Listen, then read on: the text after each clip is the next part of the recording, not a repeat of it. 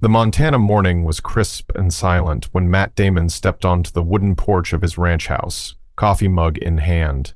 What he expected to be another peaceful day in the wilderness was about to become the most extraordinary rescue mission of his life.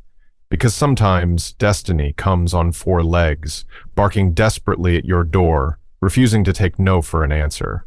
To continue listening to this beautiful and special story, please hit that like button and subscribe to the channel. Write your name and the city you're watching from so I can include a special shout out for you in an upcoming story.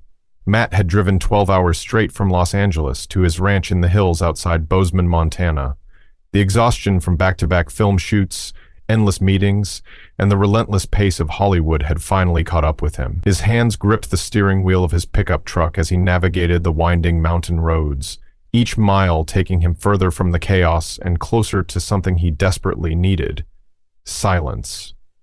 The ranch had been his sanctuary for 5 years now, a 200-acre property nestled between rolling hills and dense pine forests. No paparazzi, no agents calling every 15 minutes, no scripts to read, just him, the Montana sky, and the kind of peace that money couldn't buy in Beverly Hills.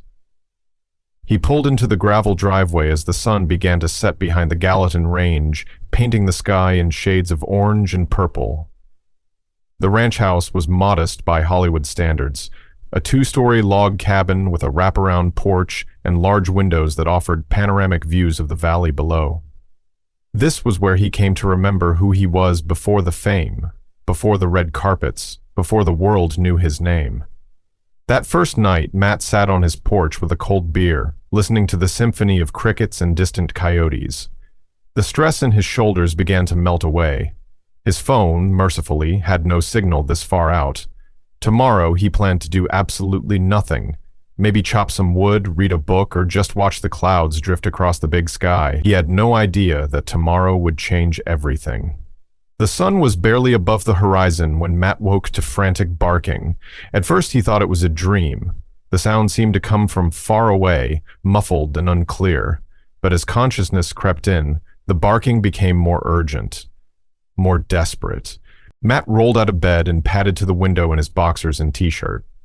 Below, on his front lawn, stood a medium-sized dog, a mix of breeds that spoke to a life spent on the streets. Its golden brown coat was matted and dirty, and its ribs showed through thin fur. But what struck Matt most were the dog's eyes, dark, intelligent, and filled with an urgency that made his chest tighten. The dog barked again, 3 sharp yips, then ran about 10 feet toward the tree line before stopping and looking back at Matt. It repeated this pattern: bark, run, stop, look back, as if trying to communicate something vital. "Hey there, buddy," Matt called out, pulling on his jeans and a flannel shirt. "What's got you all worked up?" He stepped onto the porch, and the dog immediately ran to him, circling his legs while continuing to bark. Matt knelt down, extending his hand. The dog sniffed briefly, then grabbed Matt's shirt sleeve, gently but firmly, in its teeth, tugging toward the forest. "You want me to follow you?" Matt asked, feeling slightly ridiculous for talking to a stray dog. But something in the animal's behavior, the intelligence in its eyes, the controlled desperation, made him take it seriously. The dog released his shirt and barked once more, as if saying yes. Matt looked toward his red Jeep 4X4 parked near the barn. Whatever this was about, his instincts told him he might need wheels. Matt grabbed his keys, a bottle of water, and a basic first aid kit he kept in the mudroom. Habits from years of doing his own stunts had taught him to always be prepared. The dog waited by the Jeep, tail wagging frantically when it saw Matt approaching with the keys. "All right, boy, hop in," Matt said, opening the passenger door. The dog leaped in without hesitation, as if it had been waiting for this moment its entire life. Matt started the engine and looked at his unusual co-pilot. "I hope you know where we're going, because I sure don't." The dog pressed its nose against the windshield, then looked at Matt and barked once. A clear "let's go." Matt put the Jeep in gear and slowly drove toward the edge of his property, following the dog's cues. When he turned left, the dog remained calm. When he started to turn right, it whined and pawed at the door.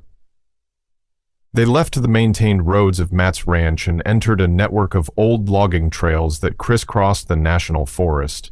The Jeep bounced and jolted over rocks and fallen branches, its four-wheel drive earning its keep as they climbed deeper into the wilderness. For 20 minutes, they drove through dense pine forests and across meadows dotted with wildflowers. Matt had hiked these trails before, but never this far out. The dog remained alert, occasionally pressing its paws against the dashboard when Matt needed to turn. Then, through a break in the trees, Matt saw it. A small log cabin, weathered and clearly abandoned, sitting in a clearing beside the Madison River.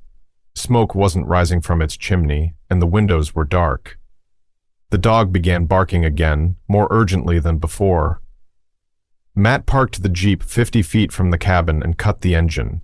The silence that followed was broken only by the sound of rushing water from the nearby river, and the dog's continued whimpering. Something was wrong here. Matt could feel it in his bones. "Stay close, boy," Matt said, though he needn't have worried. The dog was already out of the Jeep and trotting toward the cabin's front door, which hung slightly ajar.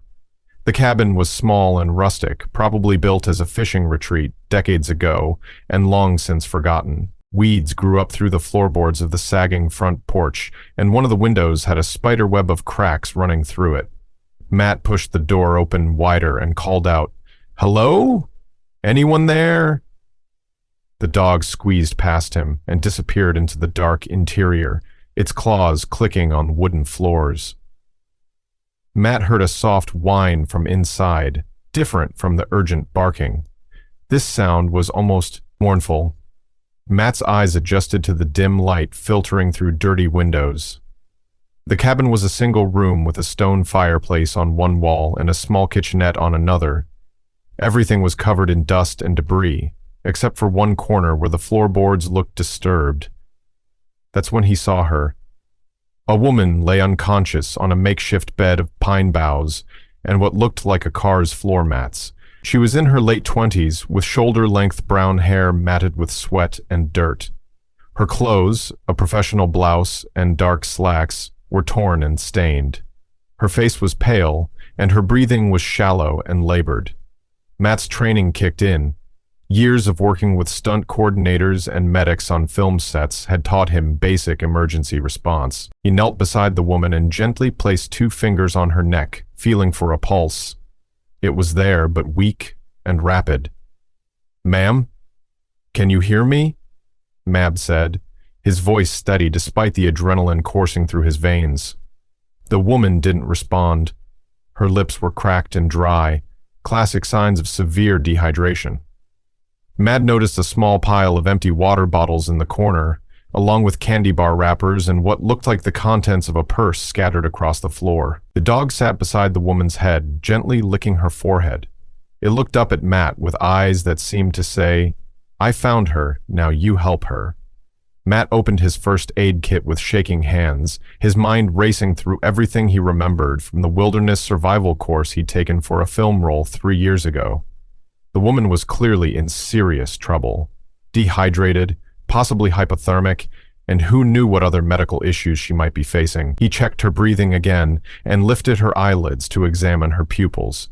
They were dilated and slow to respond to light. Not good. "Okay, think, Matt," he muttered to himself. The nearest hospital was in Bozeman, at least 30 minutes away on good roads. Out here, on these rough trails, it could take 45 minutes or more. He needed to stabilize her first. Matt gently lifted the woman's head and dribbled small amounts of water from his bottle between her lips, being careful not to choke her. Most of it ran out, but some seemed to make it down her throat.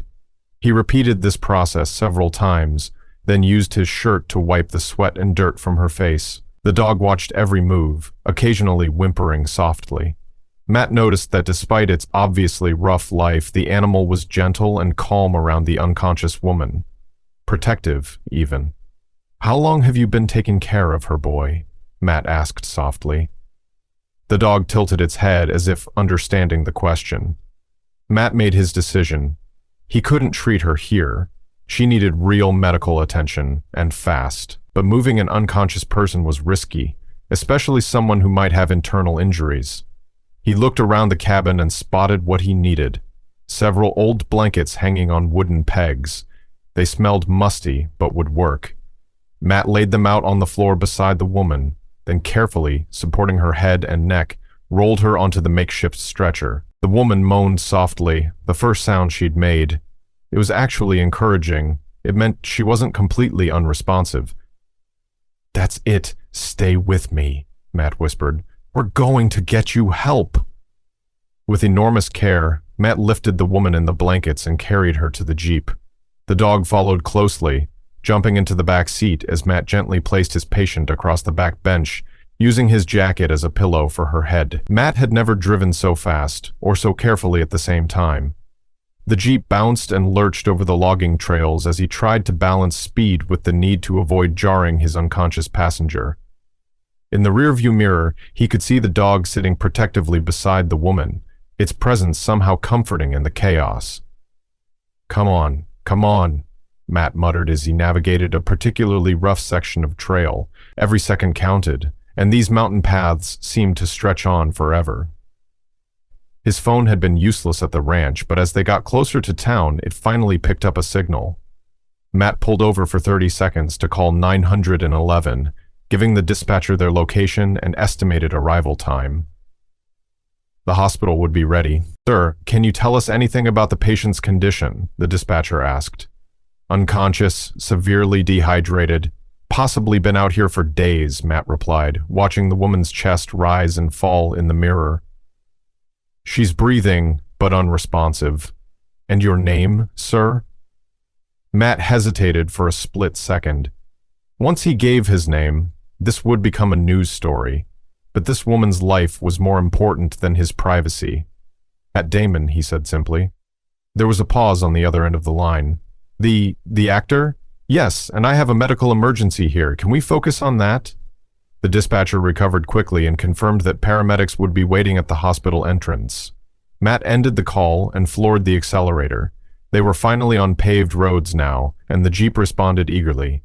Behind him, the dog whined softly, as if sensing the urgency. 15 minutes later, the lights of Bozeman Regional Medical Center came into view. Matt could see the ambulance and medical team waiting in the emergency bay, just as promised.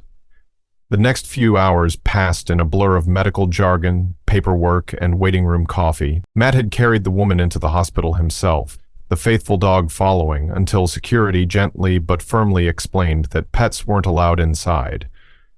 "I'll take care of him," Matt had promised the dog, who seemed to understand and settled down by the hospital entrance to wait. Dr. Sarah Chen, the emergency physician on duty, emerged from the treatment room with an expression of relief mixed with concern. "She's going to be okay," Dr. Chen said, and Matt felt tension he didn't even know he was carrying leave his shoulders. "But you got her here just in time. Another hour, maybe less, and we would have lost both of them." "Both of them?" Matt asked. "She's pregnant," Dr. Chen explained. "About 6 months along. The dehydration and exposure put tremendous stress on both mother and baby, but they're both stable now." Matt sank into a waiting room chair, suddenly feeling the weight of how close they'd come to tragedy. "We've identified her from her driver's license," Dr. Chen continued. "Emily Carter, age 28, from Billings. We're trying to contact her emergency contacts now." Over the next hour, the pieces of Emily's story came together. She had been driving back from a job interview in Helena when her car broke down on a remote stretch of Highway 287. Her cell phone had no signal, so she'd started walking, looking for help. She'd shared some crackers with a stray dog she'd encountered, then continued on foot until exhaustion and dehydration overwhelmed her. She'd managed to make it to the abandoned cabin, where she'd collapsed. The dog, apparently unwilling to abandon the kind stranger who had shared her food, had stayed with her for 3 days, leaving only to find help. The dog saved her life, Matt realized. If he hadn't come to get me... Dr. Chen nodded. Animals have incredible instincts about these things. That dog knew she was in trouble. Emily Carter opened her eyes slowly, blinking against the harsh fluorescent lights of the hospital room. For a moment, she couldn't remember where she was or how she'd gotten there. The last clear memory she had was of sitting in that dusty cabin, rationing her last sips of water and wondering if anyone would ever find her. "Hey there," a gentle voice said from beside her bed. "Take it easy." Emily turned her head and found herself looking at a face she recognized from movie screens. Matt Damon, sitting in a hospital chair, looking tired but relieved. What happened?" Emily's voice was hoarse and barely above a whisper. "You had a pretty rough few days," Matt said, leaning forward. "But you're safe now. You and your baby." Emily's hand immediately went to her stomach, and she felt a wave of relief when she felt the familiar pressure of her growing belly. "The baby, both of you are going to be fine," Matt assured her. "The doctors say you were severely dehydrated, but you're recovering well." Emily's memories slowly came back. The car breaking down, the long walk, the overwhelming exhaustion, and "There was a dog," she said suddenly. "A sweet dog that stayed with me." Matt smiled. "He's the reason you're alive. He came to my ranch and led me right to you. Wouldn't take no for an answer. Where is he now?" "Outside, waiting. Hospital won't let him in, but he hasn't moved from the front entrance." Emily felt tears welling up in her eyes. "I don't understand. Why would he do that? I only met him once, and I just shared some crackers with him." "Sometimes that's all it takes," Matt said softly, "an act of kindness." Dr. Chen entered the room, clipboard in hand. "Miss Carter, how are you feeling?" "Better," Emily said, though she still felt weak. "When can I see the dog?" Dr. Chen and Matt exchanged glances. "Well," the doctor said, "normally we'd discharge you tomorrow, but there's a small complication. We haven't been able to reach any of your emergency contacts." Emily's face fell. "I don't really have anyone. My parents died in a car accident 2 years ago, and I'm not married. The baby's father..." She trailed off. "Let's just say he's not in the picture." "What about the job interview?" Matt asked gently. "I didn't get it," Emily said with a weak smile. "They called while I was waiting in that cabin to tell me they'd chosen someone else. So I don't even have anywhere to go back to." The room fell silent for a moment. Then Matt spoke up. "Well, that settles it then." "Settles what?" Emily asked. "You're coming home with me." Emily stared at Matt in disbelief, her heart racing as his words sank in. "I can't. I mean, you don't even know me. I'm a complete stranger." "A stranger who's been through hell and back," Matt replied, his voice gentle but firm. "And you're carrying a baby. Nobody should face that alone." Dr. Chen cleared her throat diplomatically. "Miss Carter does need somewhere to recover for at least a week. The stress on her body was significant, and we want to monitor both you and the baby closely during the initial recovery period." "I have plenty of space at the ranch," Matt continued, leaning forward in his chair. "And I think there's a dog outside who would be very happy to see you again." Emily felt overwhelmed by the kindness of this famous stranger. Her mind raced through a dozen practical concerns. She had no money to pay him back, no way to contribute, no idea how long her recovery would take. "But why? Why would you do this for someone you don't know?" Matt was quiet for a long moment, looking out the hospital window at the Montana sky. When he spoke, his voice carried a weight of memory and emotion that surprised Emily with its honesty. "5 years ago, I was going through a really dark time," he began. "My career was great, better than I'd ever dreamed, actually, but my personal life was falling apart. I was isolated, depressed, and I felt like I was losing myself in all the Hollywood nonsense. The constant scrutiny, the fake relationships, the pressure to be on all the time. I was drowning in my own success." Emily listened intently, struck by the vulnerability in his voice. This wasn't the confident movie star she'd seen on screen. This was just a man who had struggled with his own demons. "I came to Montana to figure things out," Matt continued. "I bought the ranch thinking I just needed space, somewhere to hide from the world, but about 6 months after I moved in, I met an old rancher named Joe Martinez, who lived down the valley from me. I was just some city guy who didn't know anything about ranch life, couldn't even start a generator when the power went out during a storm. What happened? Joe showed up at my door during that storm with a thermos of coffee and a toolbox." Matt smiled at the memory. "Spent 3 hours fixing my generator and teaching me how to maintain it. I was just some celebrity stranger, but Joe took me under his wing anyway. Over the next few years, he taught me how to fix fences, how to read the weather patterns in these mountains, how to find peace in simple, honest work. More than that, he taught me what it meant to be part of a community again. Emily could see the genuine affection in Matt's eyes as he talked about Joe. He sounds like a wonderful person. He was, Matt said softly. Joe passed away 2 years ago, heart attack, while he was out checking on his cattle. But before he died, he told me something I'll never forget. He said that kindness is like a river. It has to keep flowing to stay alive, or it dries up and dies. What he gave me, the way he welcomed me and taught me, I needed to pass on to someone else. Someday. Emily wiped away tears she didn't realize had been falling. The simple wisdom of Joe's words resonated deeply with her own situation. She had been the recipient of unexpected kindness before, from teachers who had encouraged her nursing studies, from strangers who had helped when her parents died, from small gestures that had kept her going through difficult times. "I don't know what to say," she whispered. "Say yes," Matt said simply.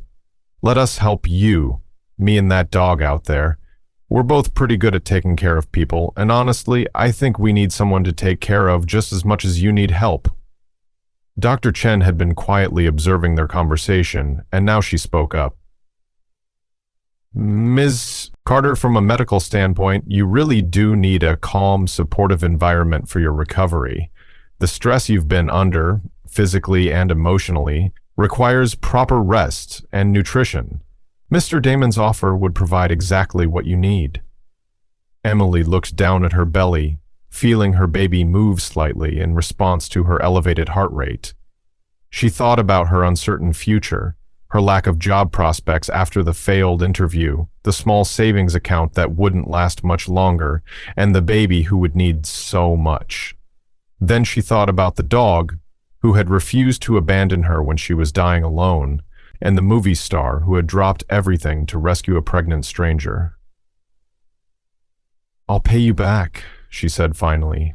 "Somehow, someday, I'll find a way to pay you back for this." Matt shook his head. "That's not how kindness works, Emily. Joe never asked me to pay him back, and I'm not asking you to pay me back. I'm asking you to pass it on someday, when you're in a position to help someone else who needs it." Emily felt a warm sensation spread through her chest. Not just gratitude, but something deeper. Hope? For the first time in months, she felt like maybe things were going to be okay. "Okay," she whispered, then louder, "Yes, thank you, yes." The next morning, Matt arrived at the hospital with a duffel bag full of clothes that his housekeeper had picked out. Maternity clothes in Emily's size, comfortable shoes, and everything she'd need for her recovery. He also brought Hero, who had spent the night in Matt's truck in the hospital parking lot, refusing to leave. When Emily was wheeled out in the mandatory wheelchair, Hero's reaction was immediate and overwhelming. The dog began whimpering and dancing in circles, his entire body wiggling with joy. The moment Emily stood up from the wheelchair, Hero gently placed his paws on her legs and looked up at her with pure adoration. "I think he remembers you," Matt said with a grin. "I think he saved my life," Emily replied, kneeling carefully to hug the dog who had refused to give up on her. The drive to Matt's ranch was quiet but comfortable. Emily stared out the window at the vast Montana landscape. Endless sky, rolling hills covered in golden grass, and mountains that seemed to touch the clouds. It was so different from the urban environments she'd known all her life, but something about the openness and space felt healing. "It's beautiful," she said softly. "Just wait until you see it at sunset," Matt replied. "That's when Montana really shows off." The ranch house was more modest than Emily had expected, a 2-story log cabin with a wraparound porch and large windows that offered panoramic views of the valley. It felt warm and lived in, not like the sterile mansions she'd imagined celebrities living in. Matt showed her to the guest room he'd prepared on the ground floor. It had its own bathroom, a comfortable bed with a view of the mountains, and a rocking chair positioned perfectly by the window. "I thought you might like the rocking chair," Matt said, looking slightly embarrassed. "You know, for when the baby comes." Emily felt tears spring to her eyes again. The thoughtfulness of the gesture, this busy, famous man taking time to think about what a pregnant woman might need, overwhelmed her. "Thank you," she managed, "for everything." That first week passed in a haze of rest, good food, and gentle recovery. Matt proved to be an attentive host without being overbearing. He cooked simple, nutritious meals, gave Emily space when she needed it, and was always available when she wanted company. Hero rarely left Emily's side, as if he had appointed himself her personal guardian. He slept on a blanket beside her bed, followed her from room to room, and seemed to sense when she was feeling overwhelmed or emotional, appearing at her side with his gentle, calming presence. "I think he's appointed himself your service dog," Matt observed one afternoon, watching Hero carefully position himself between Emily and the stairs as if making sure she didn't fall. "He's certainly more attentive than most people I've known," Emily laughed. It was during her second week at the ranch that Emily began to understand the depth of Matt's loneliness. Despite his fame and success, he lived a remarkably isolated life. His phone rarely rang with personal calls, mostly just business from his agent or publicist. He had no photos of friends or family displayed in the house, and when Emily asked about his social life, he admitted that he'd been avoiding Hollywood parties and gatherings for years. "Don't you get lonely out here?" Emily asked one evening as they sat on the porch, watching the sunset paint the sky in brilliant oranges and purples. "I used to think I preferred it," Matt admitted. "The silence, the solitude. But this week, with you and Hero here, I'm starting to remember what I've been missing." "What's that?" "Purpose," Matt said simply. "In Hollywood, everything is about me, my career, my image, my next project, but having people to take care of, a reason to get up in the morning beyond just avoiding paparazzi, it's reminded me of what actually matters." Emily studied his profile in the fading light. "You know, you're not what I expected." "What did you expect?" "I don't know, someone more Hollywood, I guess. More self-centered, more demanding." Matt chuckled. "Joe Martinez cured me of most of that. Hard to maintain an ego when you're learning to muck out horse stalls." As the days passed, Emily found herself settling into a routine that felt surprisingly natural. She helped with small tasks around the house, read books from Matt's extensive library, and spent hours on the porch with Hero, talking to her unborn baby about the beautiful world they would soon enter. Matt, meanwhile, seemed to come alive with purpose. He researched pregnancy nutrition obsessively, baby-proofed areas of the house Emily hadn't even thought about, and spent an entire day assembling a crib he'd ordered online, despite Emily's protests that it was too early and too expensive. "I want to be ready," he said simply when she found him in what he'd designated as the nursery, surrounded by instruction manuals and wooden crib pieces. "Matt," Emily said carefully, "you know I can't stay here forever, right? Eventually, I'll need to find my own place, get back on my feet." Matt looked up from the crib assembly, a screwdriver in his hand and an expression of something like panic crossing his face. "Why? What's wrong with here?" "Nothing's wrong," Emily said quickly. "This is wonderful, more wonderful than I ever could have imagined. But this is your life, your sanctuary. I can't just move in permanently. Why not?" The question came out more vulnerable than Matt had intended. Emily sat down in the rocking chair, her hand resting on her growing belly. "Because I need to be able to take care of myself and my baby. I can't just be someone you're taking care of out of charity." "It's not charity," Matt said firmly, setting down the screwdriver and turning to face her fully. "Emily, can I tell you something?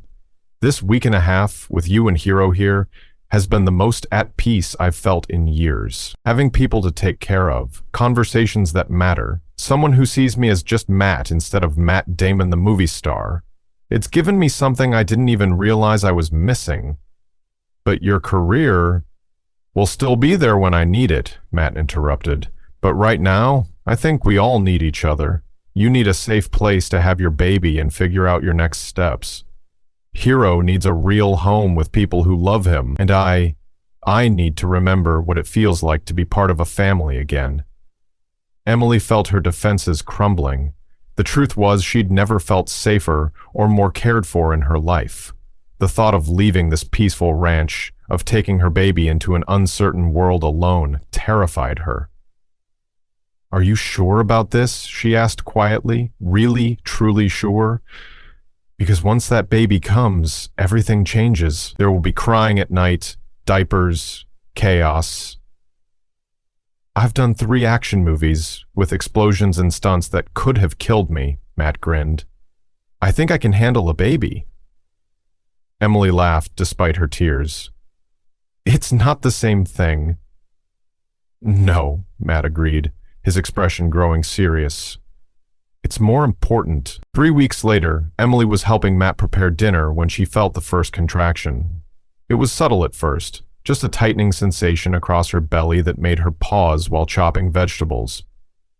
You okay? Matt asked, noticing her sudden stillness. I think, maybe, Emily said, then gasped as a stronger contraction hit. Oh, I think this is it. Matt's face went through several expressions in rapid succession. Panic, excitement, determination. Okay, this is happening. Right now? I think so, Emily breathed, gripping the kitchen counter as another wave of pain washed over her. Hero, who had been napping in his favorite spot by the fireplace, immediately stood up and trotted over to Emily, whining softly and pressing against her legs in concern. It's okay, boy, Emily managed, reaching down to pat his head. The baby's just ready to meet everyone. The next few hours were a blur of activity. Matt drove them to Bozeman Regional Medical Center with Hero in the back seat, refusing to be left behind. The hospital staff, recognizing both Matt and the dog who had become somewhat famous locally, made an exception and allowed Hero to wait in a special family room rather than the parking lot. Emily's labor progressed quickly. Dr. Chen, who had become almost like family during Emily's recovery, was there to deliver the baby, providing the continuity and comfort that Emily needed during the intense experience. She's crowning, Dr. Chen announced. Emily, you're doing beautifully. One more big push. Matt held Emily's hand, tears streaming down his face as he witnessed the miracle of birth when their daughter finally emerged. Red, wrinkled, and screaming with healthy lungs, he was completely overwhelmed by emotion. She's perfect, he whispered, watching Dr. Chen clean and examine the baby. Emily, she's absolutely perfect. Emily, exhausted but radiant, looked at the tiny person they had all helped bring safely into the world. Can Hero meet her? Dr. Chen smiled. I think we can arrange that. 20 minutes later, Hero was carefully led into the recovery room by a nurse who had fallen in love with his gentle nature. The dog approached the bed slowly, instinctively understanding that this was a precious moment requiring his best behavior. When Hero saw the baby in Emily's arms, his reaction was immediate and tender. He sat perfectly still beside the bed, his tail wagging slowly, and gently sniffed the air around the baby without trying to get too close. What are you going to name her? Matt asked softly, his voice thick with emotion. Emily looked at Hero, who had been the catalyst for everything good that had happened to them. She thought about the journey that had brought them to this moment. The broken-down car, the desperate days in the cabin, the dog who had refused to give up, and the man who had opened his heart and home to strangers. Hope, she said simply. Her name is Hope. Matt's face crumpled with emotion. That's perfect. And that's exactly what she represented. Hope for the future, hope for their unexpected family, and hope that sometimes, in the darkest moments, heroes come in the most unexpected forms. The first few weeks with Hope at the ranch were an adjustment for everyone. The baby was healthy but demanding, requiring feedings every few hours and seemingly possessing an internal clock that preferred nighttime activity. Matt, who had worried about his ability to handle the chaos of infant care, surprised everyone, including himself, by taking to fatherhood with natural ease. He was the one who got up for 2 a.m. feedings, walking the floors with Hope while singing softly to help her fall back asleep. He became an expert at diaper changes, baby baths, and the precise temperature required for formula. Hero appointed himself the baby's guardian, sleeping on a blanket beside Hope's crib, and alerting the adults to any changes in her breathing or behavior. You are natural at this, Emily observed one morning, finding Matt on the porch with Hope sleeping peacefully in his arms while he read scripts with his free hand. It's different than I thought it would be, Matt admitted. Harder in some ways, easier in others. But I've never felt more useful, I guess. More like I'm doing something that actually matters. Emily settled into the rocking chair beside him, watching her daughter sleep in the arms of the man who had become so much more than a rescuer. He had become Hope's father in every way that mattered. "Matt," Emily said carefully, "I've been thinking about something." "What's that?" "About making this official, this family we've created." Matt looked up from his script, his expression hopeful but cautious. "What do you mean?" "I mean, adoption papers. For both of us. Me and Hope, if you want to, that is. If you're ready for that kind of commitment." Matt set down his script and stared at Emily in amazement. "Are you serious?" "Dead serious. You've been more of a father to Hope in these past few weeks than her biological father ever could have been, and you've been more of a partner and friend to me than I ever thought possible. We're already a family in every way that matters. I just want to make it legal." Matt's response was immediate and overwhelming. He carefully transferred Hope to Emily's arms and then knelt beside the rocking chair, taking Emily's free hand in both of his. "Emily Carter, will you let me adopt you and Hope? Will you let me be your family, officially and forever?"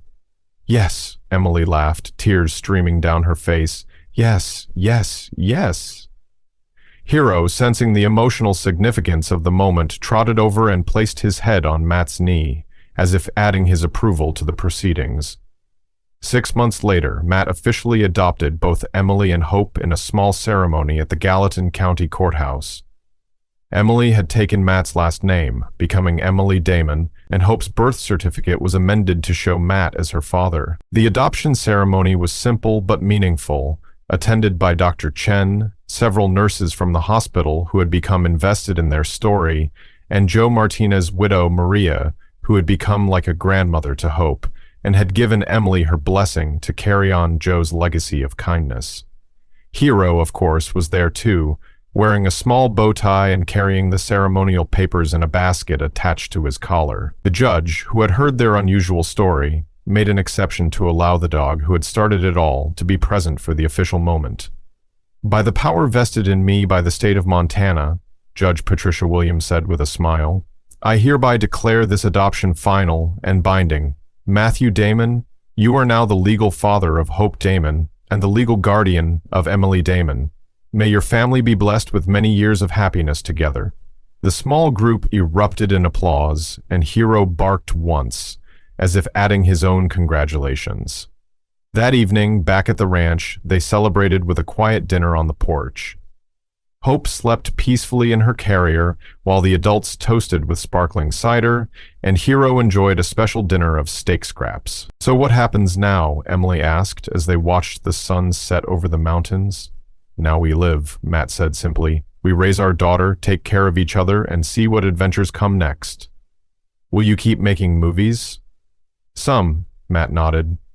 "But I'm going to be more selective. Only projects that matter, and only when they can work around family time. My agent thinks I'm crazy, but I've never been happier." Emily squeezed his hand. "And I've never felt more grateful. A year ago I was alone and struggling. Now I have a husband, a daughter, a dog, and a home in the most beautiful place on earth." "Don't forget," Matt grinned, "you also have a very large extended family of hospital staff, ranch neighbors, and probably half the state of Montana who have been following our story." It was true. Word of their unusual love story had spread throughout the community. Not through media attention. Matt had been careful to keep their private life private, but through the natural network of small-town connections. Dr. Chen had shared their story with colleagues. Maria Martinez had told their story at church, and the hospital staff had spread the tale of the dog who saved 2 lives and brought together a family. But rather than feeling invaded by the attention, Emily found herself touched by how many people had been rooting for them. Strangers sent baby gifts, neighbors stopped by with casseroles and offers to help, and Hero had become something of a local celebrity, with people asking for photos when they encountered him in town. "Do you think Joe would approve?" Emily asked, thinking about the man whose philosophy had started Matt on this journey of giving back. "I think Joe would say we're just getting started," Matt replied. He always believed that one act of kindness creates ripples that go on forever. Hero saving you, you bringing purpose to my life, Hope giving us both something to focus on. Those ripples are still spreading. As if summoned by the mention of his name, Hero raised his head from his favorite spot on the porch and looked at them with what could only be described as satisfaction. His work was complete. He had saved a life, created a family, and found his own forever home in the process. "What do you think, Hero?" Emily asked. "Ready for whatever comes next?" Hero's tail thumped once against the porch boards, and then he settled back down with a contented sigh. Whatever came next, they would face it together.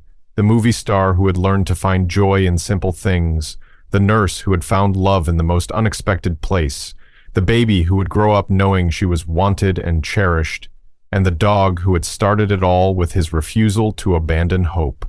And in the distance, the Montana sky painted itself in brilliant colors, blessing their small family with another perfect sunset in their new life together.